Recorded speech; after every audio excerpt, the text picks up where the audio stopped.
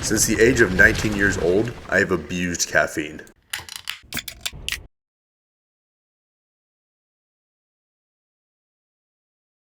Coffee addiction is real, and Americans drink more coffee than anyone else. In fact, we drink about 400 million cups of coffee every day. Sometimes that chemical crash so intense, they're now considering it a medical condition. On the South Carolina dad who is warning other parents about the dangers of caffeine after his 16-year-old son suddenly died from it. It's a scary story.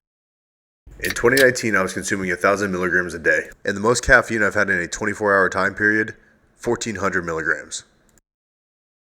Across the next 7 days, I'm going to be challenging myself to cut caffeine out completely, which leads us to day one. On day one, I had 0 milligrams of caffeine, which didn't matter because we were out on a boat, which gave me the perfect opportunity to hang out and relax and to avoid any of the withdrawal effects I was going to experience.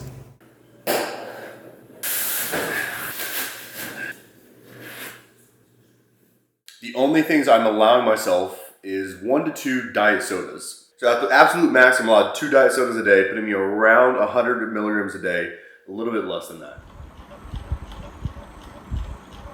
I sat here and probably watched this fan spin for 30 minutes.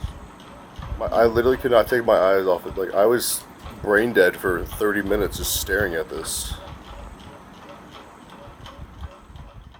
Days 2 and 3 ended up being the same, which all I caught myself doing was staring into space, thinking about how tired I was and how much of a struggle it was for me to mentally focus on anything at all. And what better day to have experienced both of these things than a leg day. This ended up being one of the worst and hardest sessions I've had in a very long time. Just the inability to focus made it that much harder to get a pump, but also just mentally grueling to go through the entire lift. But day 3 was nothing compared to day 4.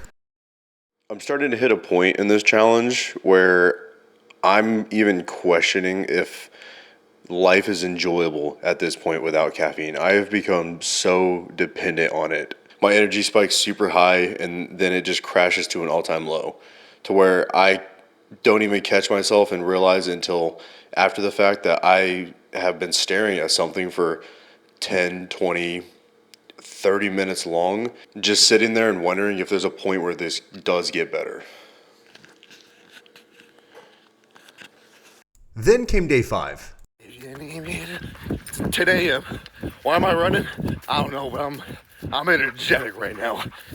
I've had 0 caffeine today, so we'll see how long this one lasts. I'm not exactly sure what happened, but on day 5, my energy just skyrocketed. I ended up maintaining this energy throughout the rest of the day, and on day 6, it was no different. On day 6, I had a back day on my plan, and this lift was significantly better than the leg day I had earlier in the week. I was actually able to focus. I wasn't constantly dozing off into absolutely nowhere land. And since I was able to focus, I was able to have a good mind-muscle connection, which resulted in me being able to get a pretty decent pump. So seeing no energy issues on day 6 as well definitely gave me more hope that this is more than doable. And that leads us to day 7.